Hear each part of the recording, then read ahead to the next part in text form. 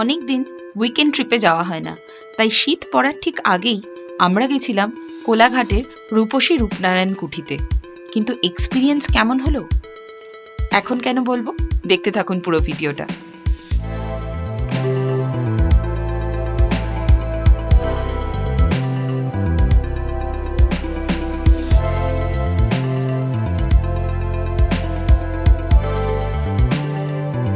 এবারের ট্রিপে আমাদের সাথে আছে আমাদের বন্ধু বসন্ত, রুচিরা আর ওদের ছেলে রন।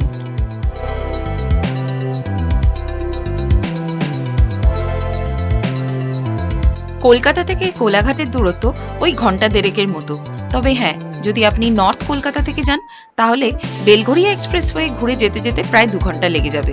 রূপসী রূপনারায়ণ কুঠি যাওয়ার জন্য হাইওয়ে থেকে বাদিকে রাস্তা চলে গেছে, সেই রাস্তা ধরে এগোলেই পরে প্রথমে রূপনারায়ণ, আর তারপর রূপনারায়ণ দেখতে দেখতে আবার রাস্তা বাদিকে ঘুরে গেলে প্রথমে পড়ে সোনার বাংলা, আর তারপরেই পড়বে রূপসী রূপনারায়ণ কুঠি।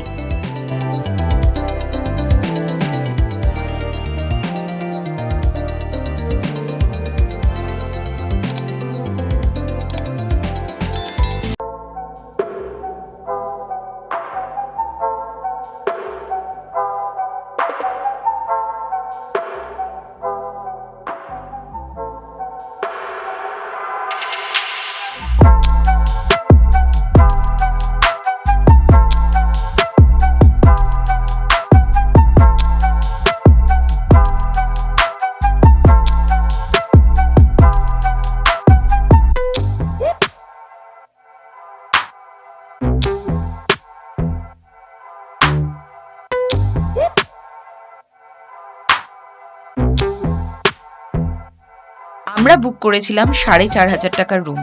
এই রুমে একটা ঠিকঠাক সাইজের ডাবল বেড রয়েছে, আর তার সাথে একটা প্রাইভেট ব্যালকনি। কিন্তু এই প্রথম আমরা রুম রিভিউ ঠিকমতো করতে পারলাম না, তার কারণ রিসর্টে চলতে থাকা পুল পার্টির জন্য এত জোরে মিউজিক চলছিল, যার জন্য কোনো আওয়াজই কিন্তু ভিডিওতে ঠিকমতো আসছিল না। আমরা তো অনেকদিন ইউটিউব চ্যানেলে রয়েছি, ইউটিউবের সাথে জড়িত রয়েছি, ভিডিও করি, ট্রাভেল করি, প্রচুর জায়গা ঘুরতে যাই, প্রচুর রিসর্টে ঘুরতে যাই। সেই ভিডিওগুলো আমাদের চ্যানেলে আছে, প্রচুর রিসর্টে ভিডিও আছে, তোমরা দেখো। কিন্তু রূপসী রূপনারায়ণ কুঠির মতো এত বাজে রিসর্ট, এত খারাপ ব্যবহার মানুষের, রিসেপশনিস্ট থেকে শুরু করে প্রত্যেকের ব্যবহার এত খারাপ। এখানে আসার পর পুল পার্টি চলছে, পুল পার্টিতে কোনো সমস্যা নেই, হতেই পারে উইকেন্ডে পুল পার্টি, বড় কর্পোরেট গ্রুপ এসছে, কিন্তু ভলিউম এত বেশি হাই, এত হাই। সেই হাই ভলিউমের জন্য আমি ফোন করি, রিকোয়েস্ট করি, ওদের যে ঘরে যারা সার্ভিস করে তাদেরকে রিকোয়েস্ট করি, তারপর রিসেপশনে ফোন করতে বলে, রিসেপশনে ফোন করি, এবং ফোন করার পর এই কথা বলা হয় যে আপনারা ছাড়াও 170 জন আছে, কারুর যদি অসুবিধা না হয় আপনার কেন অসুবিধা হচ্ছে। তারপরে জানা গেল যে এই 170 জন যে আছে তাদের মোস্টলি তারা এই কর্পোরেট গ্রুপের মধ্যে রয়েছে। তো তারা পুল পার্টি করছে, তারা পুলের সামনে এনজয় করছে, তাতে আমার কোনো প্রবলেম নেই। কিন্তু আমি শুধু রিকোয়েস্ট করেছিলাম যে আপনারা ভলিউমটাকে একটু কমান, যাতে আমি রুমের বাইরে বেরোলে কারোর সাথে কথা বলতে পারি, সামনে কথা বলতেও অসুবিধা হচ্ছে। কিন্তু সেই রিকোয়েস্টে আমায় বলা হয় আপনার জন্য কিছু করা হবে না, আপনারা মাত্র 6 জন আছেন, আপনাদের জন্য কিছু করা সম্ভব না, বাকি 170 জনকে আমায় দেখতে হবে, আপনাদের জন্য আমি ভাবতে পারবো না। তার মানে এটা কি বলা হচ্ছে যে আমরা যেহেতু কম লোক আছি, আমরা যেহেতু 2টো রুম নিয়ে রয়েছি মাত্র, সেই জন্য আমাদের কোনো রিকোয়েস্ট রাখা হবে না, আমাদের সুবিধা অসুবিধাগুলো দেখা হবে না। এই ধরনের ব্যবহার একটা রিসর্টের থেকে, একটা নাম করা রিসর্টের থেকে এক্সপেক্টেড নয়। আমি রেকমেন্ড করবো রূপসী রূপনারায়ণ কুঠিতে কেউ এসো না, জাস্ট কেউ এসো না। এত জঘন্য রিসর্ট আর একটাও নেই। পাশে সোনার বাংলার সার্ভিস নিয়েও ইস্যুজ আছে, কিন্তু সোনার বাংলার রুমস এর থেকে অনেক বেটার। তোমাদের যে রুমসটাও দেখালাম, রুমও এমন কিছু না, 4,500 টাকা করে রুমের রেট, রুমের ফ্রিজ পর্যন্ত নেই। মিনি ফ্রিজটার রিকোয়ারমেন্ট যে কোনো বড় রুমে, বড় হোটেলের রুমে, এই রেটের রুমে কিন্তু মিনি ফ্রিজ থাকেই, সোনা বাংলাতেও রয়েছে। এখানে কোনো রুমে ফ্রিজ নেই, বাথরুমটা অত্যন্ত ছোট, ক্লিন, নিট অ্যান্ড ক্লিন ঘর, কোনো অসুবিধা নেই। কিন্তু রুমসটা যেই সাইজের বা যে ধরনের রুমের ক্যাটেগরি, তাদের 4,500 টাকা হওয়ার কোনো মানেই হয় না। এই রুম ম্যাক্সিমাম 2,500 থেকে 3,000 টাকা হওয়া উচিত, তার থেকে বেশি টাকার রুম হওয়া সম্ভবই না। ম্যাক্সিমাম 3.5, যদি আমি খুব মানে 3,200 থেকে 3,500 টাকা, তার থেকে বেশি হওয়ার কথাই না। এরকম ফেসিলিটি, তার সাথে এরকম জঘন্য ব্যবহার, এরা গেস্টদেরকে পাত্তা দেয় না, এদের কাছে যদি বড় গ্রুপ আসে সেটাই সব কিছু। এই ধরনের হেনস্থা তো আমাদের, এটাই তো আমাদের বেঙ্গলের কালচার এখন মোটামুটি, তাই না? এরকম ধরনের হেনস্থা তো এখন বিভিন্ন জায়গায় বিভিন্ন মানুষকে হতে হচ্ছে, বিভিন্ন ফেসবুকের গ্রুপে আমরা দেখি এই ধরনের হেনস্থা হতে হচ্ছে। সুতরাং আজকের ভিডিওটা কিন্তু কোনো ভিডিওর জন্য না, আজকের ভিডিওটা তোমাদেরকে অ্যাওয়্যার করার জন্য যে যদি রূপনারায়ণ কুটিতে কখনো আসার কথা ভাবো, রূপনারায়ণ কুটিতে এসো না। কোলাঘাটে এর থেকে বেটার অপশান আছে, সোনার বাংলায় যাও, সোনার বাংলায় এর থেকে অ্যাটলিস্ট বেটার অপশান।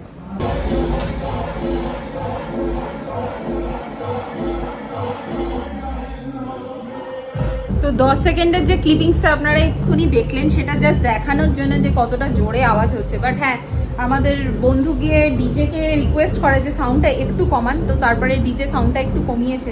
বাট তা হলেও আমরা সাধারণত রিসর্টে যখন যাই যে একটা উইকেন্ড লেজারলি স্পেন্ড করব, সেখানে একটুখানি নেচারের মধ্যে শান্তিতে একটা দিন কাটাবো বলে আমরা সাধারণত যাই। শুধু গিয়ে ওখানে উৎসব করব, উল্লাস করব, সেই জন্য হয়তো আমরা সবাই যাই না রিসর্টে। তো সেই ক্ষেত্রে হয়তো আমার এটা মানে বক্তব্য যে কোনো রিসর্ট যদি কোনো কর্পোরেট গ্রুপকে ম্যাক্সিমাম রুম যদি কর্পোরেট গ্রুপকে বুকিং দিয়ে থাকে, তাহলে কিন্তু এমনি সিঙ্গেল বুকিংগুলো নেওয়া উচিত নয়। তার কারণ তার ক্ষেত্রে কিন্তু সিঙ্গেল যারা আসেন তাদের কিন্তু বেশ অসুবিধা হতে পারে।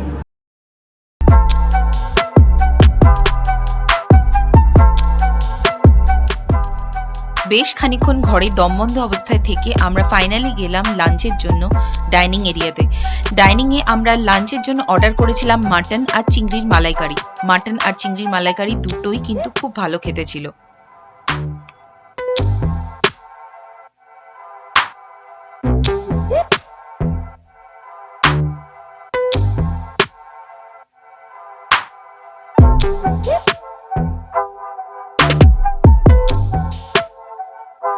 তো ফাইনালি বলা যেতে পারে একটু ভিডিও করতে পারছি, কেন কি এখন গানটা বন্ধ হয়েছে, সাউন্ড বন্ধ হয়েছে, সুইমিং পুলও ফাঁকা হয়েছে।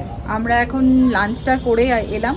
লাঞ্চ নিয়ে কিছু বলার নেই, লাঞ্চ খুবই ভালো ছিল। খাবার দাবারের কোয়ালিটি, কোয়ান্টিটি, টেস্ট সব কিছুই একদম 1 নম্বর ছিল বলা যেতে পারে। বেশ ভালো ছিল খাবার দাবার। তো যথারীতি আমরা যা হয় যে কোনো জায়গায় ঘুরতে গেলে প্রথমে বাচ্চারা এক্সপেক্ট করে থাকে যে একটু সুইমিং পুলে নামবে, সেটা এবারে কিন্তু এই প্রথমবার বলা যেতে পারে যে আমরা নামতে পারলাম না। তার একটাই কারণ, এত অশালীন আচরণ এবং যে পরিস্থিতি বা যে এনভায়রনমেন্ট হয়েছিল সেটা বর্ণনার অতীত। আমার বলতে লজ্জা করছে যে এরকম জিনিস ওপেনলি এত বাজেভাবে দৃষ্টিকটু একটা জিনিস আমাদের সামনে হচ্ছিল এতক্ষণ ধরে, যে আমরা জানলার পর্দা পর্যন্ত, বারান্দার পর্দা পর্যন্ত দিয়ে রেখেছিলাম যাতে বাচ্চারা যাতে এইসব দেখে বাচ্চাদের মনে এটার প্রভাব যেন না পড়ে। ইনফ্যাক্ট আমাদের নিজেদেরও দেখতে ভীষণ কুরুচিকর লাগছিল। এরকম অভিজ্ঞতা কিন্তু খুব একটা সচরাচর হয় না। এবং এই রিসর্ট ওনার বা রিসর্টের যারা ম্যানেজমেন্ট রয়েছেন তাদের প্রতি আমার কিছু বলার ভাষা নেই, কেন কি তারা এটা অ্যালাউ করে চলেছে। ফাইনালি সুইমিং পুল ফাঁকা হয়েছে, তো এখন আমরা ভাবছি যে বাচ্চাদের নিয়ে একটু কিছুক্ষণ থাকবো। জানি না কতক্ষণ থাকতে পারবো, কেন কি আবার হয়তো সেই পরিস্থিতির সম্মুখীন হতে হবে। তো যে রিসর্ট এই জিনিসটা এইভাবে অ্যালাউ করতে পারে, তো আমরা কখনোই কোনোভাবেই এই রিসর্ট কাউকে রেকমেন্ড করব না।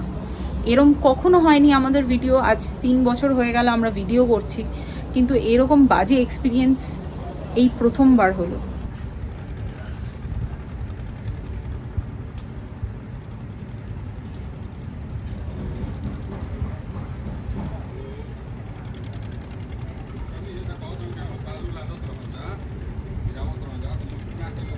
একটা সাউন্ড বন্ধ থাকলে রিসর্ট যে কতটা সুন্দর লাগতে পারে, বা আমরা যখন একটা ন্যাচারাল জায়গায় ঘুরতে এসেছি সেটা কতটা ভালো লাগতে পারে সেটা এখন বোঝা যাচ্ছে।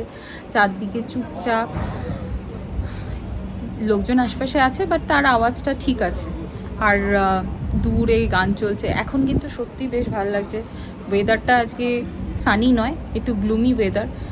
তো যাই হোক, এখন ভালো লাগছে, বাট কতক্ষণ ভালো লাগবে এটা বলা খুব মুশকিল। আর যেটা বারবার বলছি যে এই ধরনের আচরণ, এই ধরনের এনভায়রনমেন্ট আমরা আজ পর্যন্ত ফেস করিনি, এবং মানে কখনো আর ফেস করতেও চাই না। মানে এটা সত্যি একটা ভয়ানক এক্সপিরিয়েন্স আমাদের হয়ে গেল।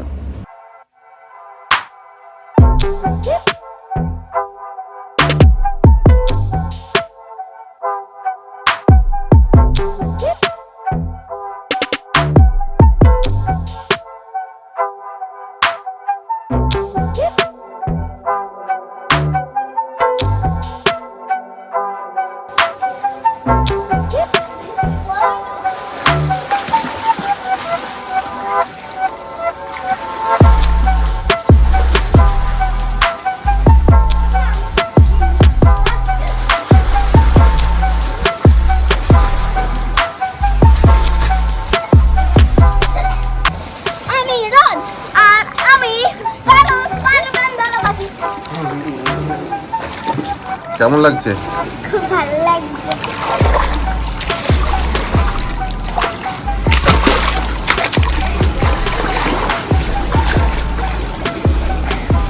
আমার কেমন লাগছে? আমি রন। তুমি রন? হ্যাঁ না, এই রন না, এই স্পাইডারম্যান।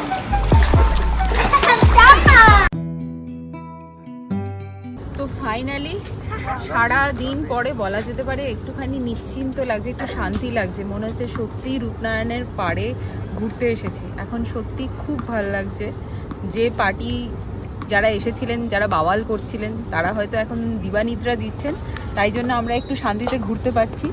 আবার হয়তো তারা জেগে যাবেন, তারপরে হয়তো আমরা আবার শান্তিটা আমাদের চলে যাবে। যাই হোক, আপাতত আমরা চলে এসেছি রূপনারায়ণের পাড়ে। এখানে বলে দিই, এখানে এরকম বাঁশের কিছুটা অংশ পুরো বালি বালি পলি মাটি বলা যায়, আর বাঁশ দেওয়া আছে, সেখান দিয়ে হেঁটে হেঁটে সোজা চলে যেতে পারবেন রূপনারায়ণের তীরে, গিয়ে সেখানে একটুখানি নদীর ভিউটা এনজয় করতে পারবেন। এখন ঠান্ডা ঠান্ডা একটু হাওয়াও দিচ্ছে, ভালো লাগছে। আর ঠিক পাশেই কিন্তু সোনার বাংলা। সোনার বাংলাতে তো আমরা এসেছি আগে, আপনারা ভিডিও দেখেছেন। এখন মনে হচ্ছে সোনার বাংলা হয়তো এর থেকে অনেক অনেক বেটার, কিন্তু সোনার বাংলাতেও বেশ কিছু ইস্যু ছিল। সোনার বাংলার ভিডিও যদি এখনও না গিয়ে দেখে থাকেন, তাহলে কিন্তু অবশ্যই চলে যান আমাদের চ্যানেলের প্লেলিস্টে, আর ডেসক্রিপশন বক্সেও দিয়ে দিচ্ছি আমি লিঙ্ক, আই বাটনেও থাকবে, দেখে নিতে পারবেন ভিডিওটা।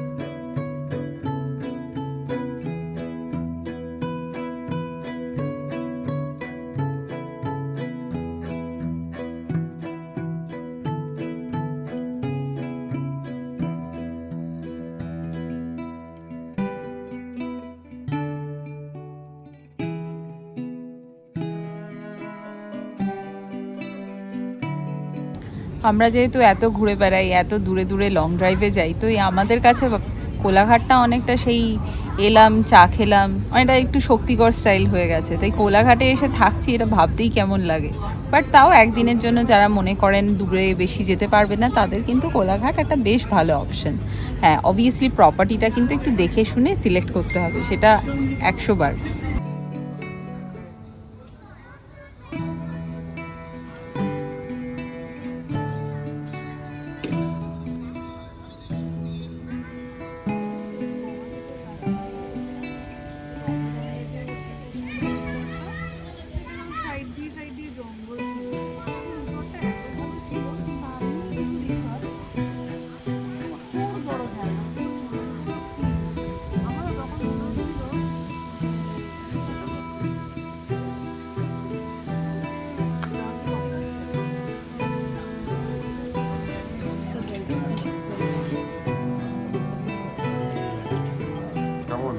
স্ক্রিপ্ট নাই বলে তাই জন্য ভালো।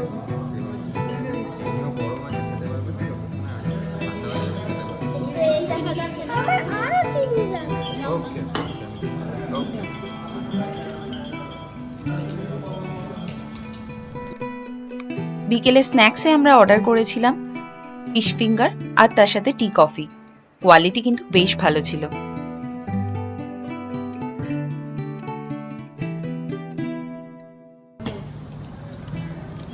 কেমন খেতে? ভালো ভালো খেতে না? হ্যাঁ, অনেক ভালো।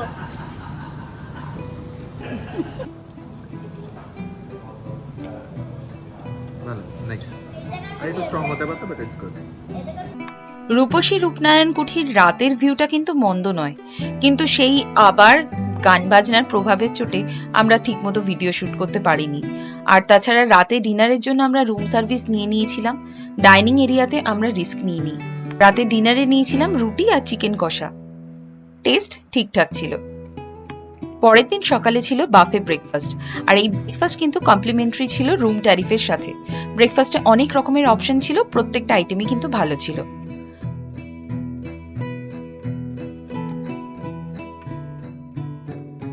শেষ কিছু মুহূর্ত রূপনারায়ণের তীরে কাটিয়ে আমরা ফিরে চললাম রূপসী রূপনারায়ণ কুঠি থেকে।